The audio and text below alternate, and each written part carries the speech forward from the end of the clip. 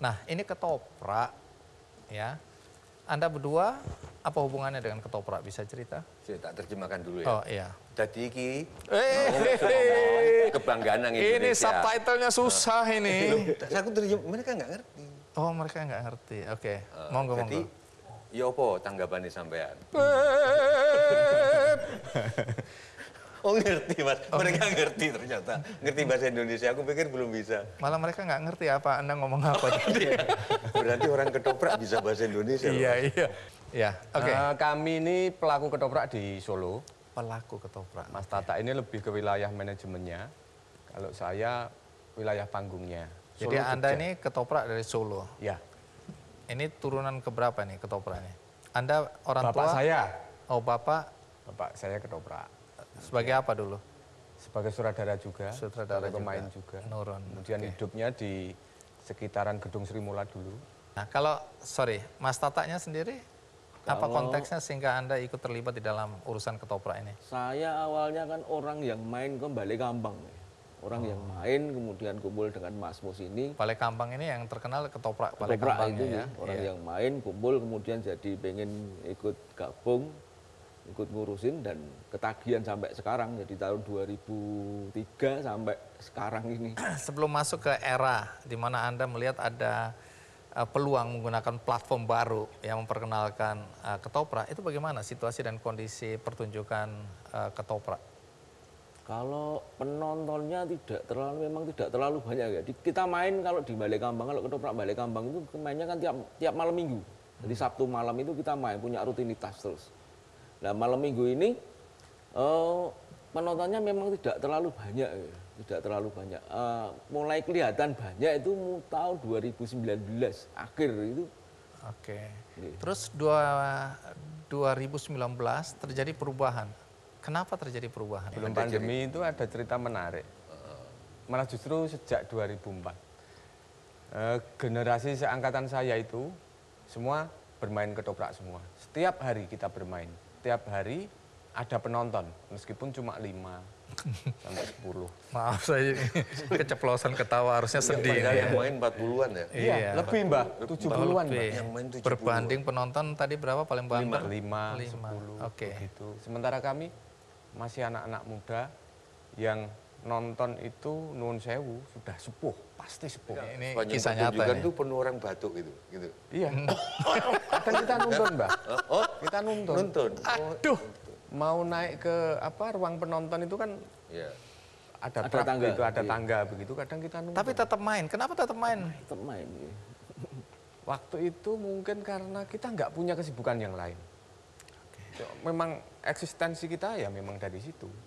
Tapi akhirnya kami juga yang muda-muda ini yang nangis. Ada pertanyaan besar gitu.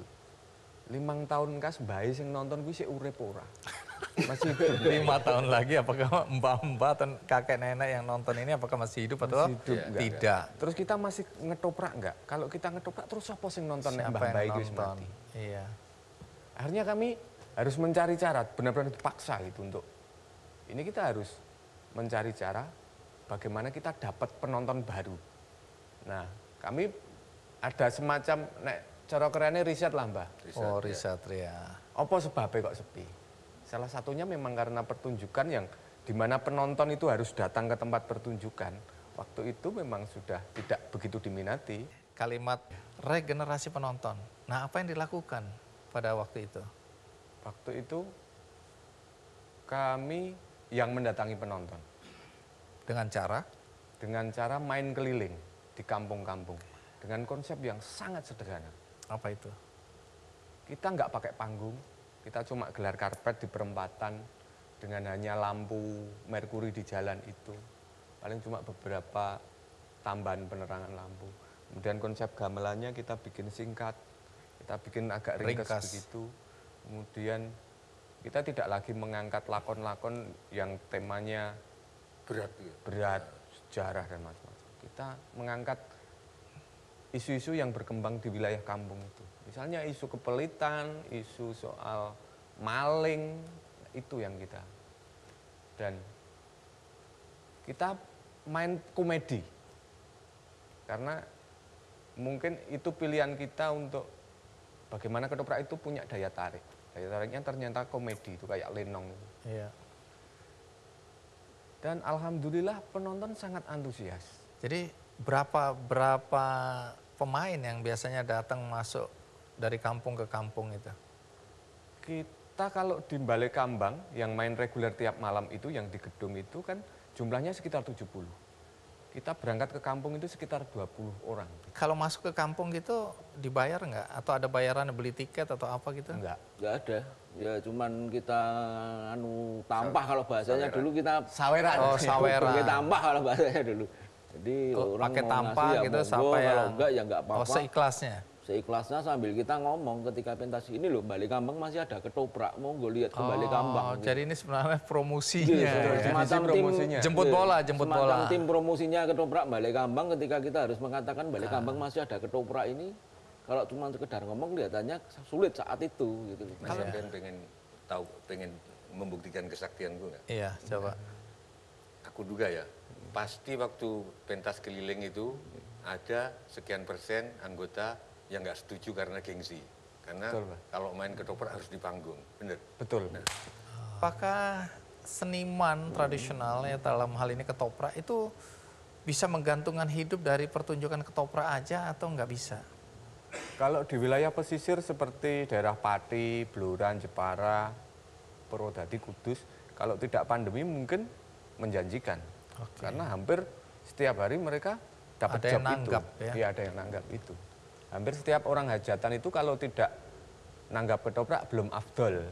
Oke. Tapi kalau di wilayah tengah seperti Solo, itu berat juga. Mas Tejo, kalau Anda pribadi ya, ini kita bicara lebih holistik ya, lebih komprehensif lah. Sebagai seniman di Indonesia, apakah seniman-seniman tradisional itu bisa hidup menggantungkan seluruh hidupnya dari penghasilan sebagai seniman tradisional? Sepanjang yang saya tahu, nggak bisa kalau dia nggak mengolah. Kalau dia jadi museum, bukan jadi seniman.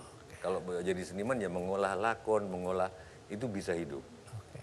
Saya kira teman-teman dari Kampung Kriwil juga bisa hidup. Sekarang juga makin hidup. Kan sudah ada di platform YouTube. Nah sekarang sebetulnya teman-teman kayak yang perupa, yang pelukis-pelukis tradisional atau penyanyi, itu sebenarnya sekarang ada platform baru yang saya juga ingin nyoba sebetulnya, NFT, non fungible token. Jadi dimasukkan di situ, Mas. Nanti dilelang di situ dan banyak teman-teman yang sudah mulai dari situ, kayak Segidok, jual lagu di situ. Jadi Penikmat bayar. dengan segala untung ruginya zaman digital ini, maksudku dengan itu saya yakin kalau teman-teman terus di samping menyesuaikan bahan keseniannya, juga adaptable terhadap platform. Itu saya kira gitu. Ini realita ya. Realita karena arkeolog selalu bilang yang bertahan bukan yang kuat, tapi yang adaptable. Terakhir, Mas Mus sama Mas Tata, apa rencana ke depan untuk terus mengembangkan ketoprak tradisional ini? Apa yang Anda rencanakan bersama teman-teman? Saya sebetulnya pengen berbagi ilmu ke daerah, gitu. Daerah-daerah tentang pentingnya mengembangkan ketoprak itu. Karena menurut saya ketoprak saat ini butuh ketoprak yang membaca, tidak hanya mendengar dan melihat dari, misalnya saya dari warisan bapak saya gitu. Lakon itu ya seperti ini, tapi butuh wacana baru. Yang sebetulnya masih punya semangat berkesenian tinggi, cuma tidak seberuntung kami. Kami kan sangat beruntung bisa ketemu sama Mbah Tejo. Dan kami banyak dapat ilmu, banyak sekali. Itu yang ingin kami tularkan. Belajar dari apa yang sudah kami lakukan, satu hal yang mungkin perlu kami sampaikan itu, apapun profesi Anda, pelaku seni atau apapun profesinya, apapun keadaannya, jangan pernah lelah untuk bergerak. Ketika Anda mau bergerak, ketika Anda mau berjalan, Anda akan melihat peluang dan pintu itu selalu terbuka. Diana dari Mojokerto itu benar ya? Benar banget, saya lahir di Mojokerto. Jadi arek deso iki ya. Arek deso. Tapi justru yang membuat kita bangga adalah Puji dari Tuhan. Mojokerto lahir karya besar yang go internasional. Puji Tuhan. Ini membuktikan bahwa kalau mau berprestasi tidak harus datang ke kota besar.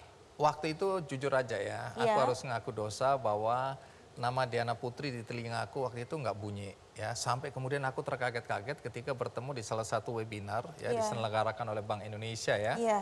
Kemudian mengundang Diana dan aku mewawancarain Diana dan aku kaget-kaget. Dan Diana mengakui bahwa dulu namanya itu di Indonesia nggak dikenal.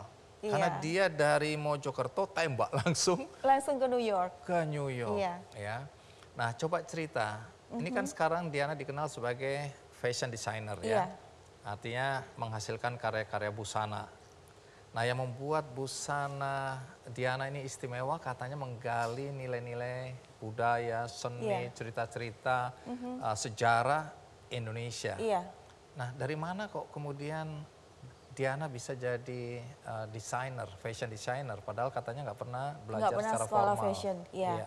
Jadi bermula dari saya ini orangnya rada susah untuk mencari baju untuk diri sendiri.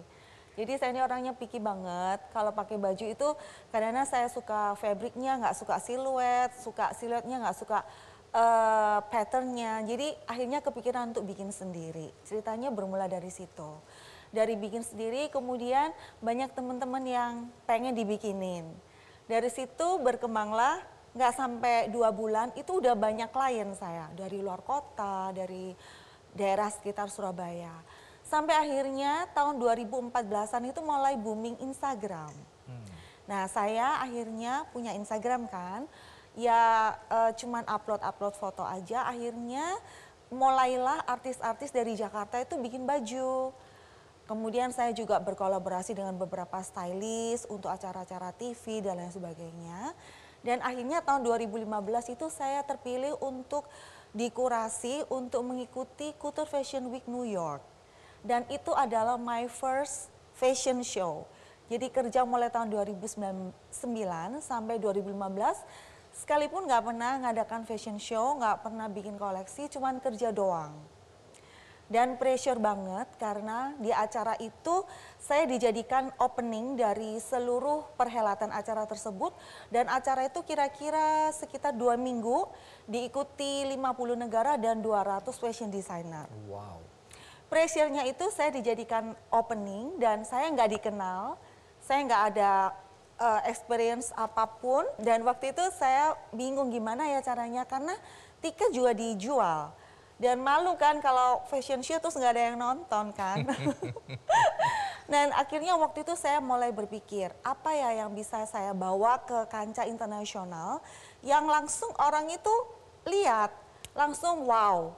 Nah, jadi saya bikin video teaser, bikinnya tuh di Borobudur. Bikin Dengan apa itu? tema- Karyanya apa itu waktu itu? Pertama kali saya kepikiran tuh bikinnya wayang. Pertama kali, tapi akhirnya tema wayang itu udah diambil sama Thailand. Waduh, keduluan. Thailand kan punya sejenis wayang ya, tapi beda sih sama Ya, cuman Indonesia. gini-gini aja kan. Dan akhirnya saya kepikiran apa ya sesuatu yang bisa menarik perhatian dunia internasional. Dan saya kepikiran Garuda. Dan akhirnya waktu video itu diputer di New York, banyak banget yang sudah pesen tiket itu. Jadi Gara-gara udah pengen sold tahu. out seketika. Dan Iya. sukses itu berarti ya? Dan puji Tuhan sukses Wow. banget, yang nonton tuh banyak dan sold out. Dan waktu itu, waktu dipanggil yang mendapatkan Global Fashion Evening Award itu Diana Kuto dari Indonesia. Waktu itu saya kayak orang, bukan saya pikir bukan saya, jadi saya diam aja. Iya. Sampai akhirnya Mbak itu Diana Kuto, akhirnya saya maju. Dan akhirnya puji Tuhan saya mendapatkan Global Fashion Evening Award, which is 10 tahun udah vakum dan saya adalah orang pertama setelah 10 iya, tahun. dan saya adalah wanita Asia pertama yang menerima penghargaan ini. Tepuk tangan dong. Tuh, bersyukur. Baik, ya. Tadi kan kami seakan-akan kami ini pura-pura tahu aja ya. Yang mengenakan pakaiannya tadi siapa? Karya Lady busana Gaga. rancangannya Diana. Lady Gaga, Iya. Ariana Grande, Bener. Oke. terus Camila Eastwood apa? Carrie Underwood kan, Ya, Carrie Underwood ya. Ya, Pak itu Eastwood. Clint Bung Ani Eastwood. ini suka banget loh. Bung Ani suka banget Ketahuan kan. umur, ketahuan umur. Oh, Clint Eastwood. Oke. Carrie Underwood. Siapa lagi? Kemudian Paris Hilton barusan married juga saya Paris pakai Hilton. baju untuk Paris Hilton.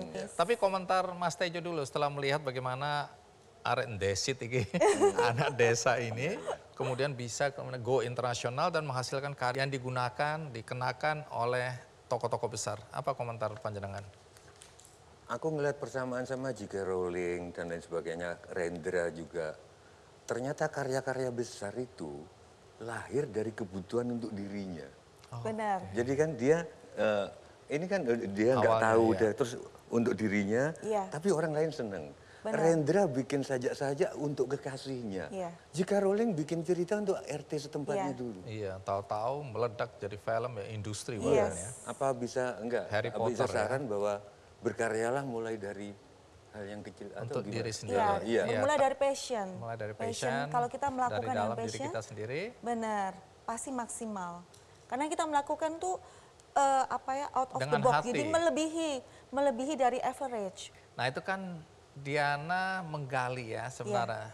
Tadi kalau kita lihat ada Dewi Rengganis. Dewi Rengganis, ya. Ya nanti jelasin Dewi Rengganis Iya. itu siapa dan kenapa kok idenya datang dari Dewi Rengganis. Iya. Kemudian tadi ada Garuda, tadi kemudian ada lagi apa tadi? Sri Kandi. Oh Sri Kandi. Sri Kandi itu mendapatkan top 1 di LA Fashion Week tahun 2018. Wah, batik. Iya, Ternyata batik Majapahit juga ada ya. batik Majapahit ada dan ternyata budaya batik itu dan itu menjadi barometer estetika peradaban dari rakyat Indonesia.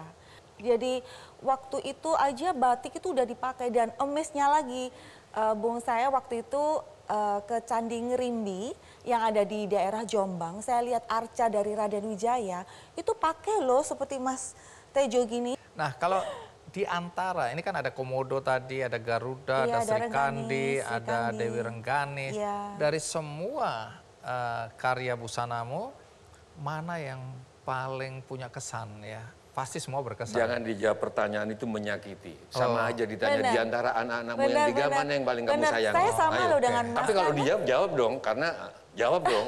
Jawab yang Tega-tega. sayang diplomatis. Coba ditega-tegakan jawab. Coba.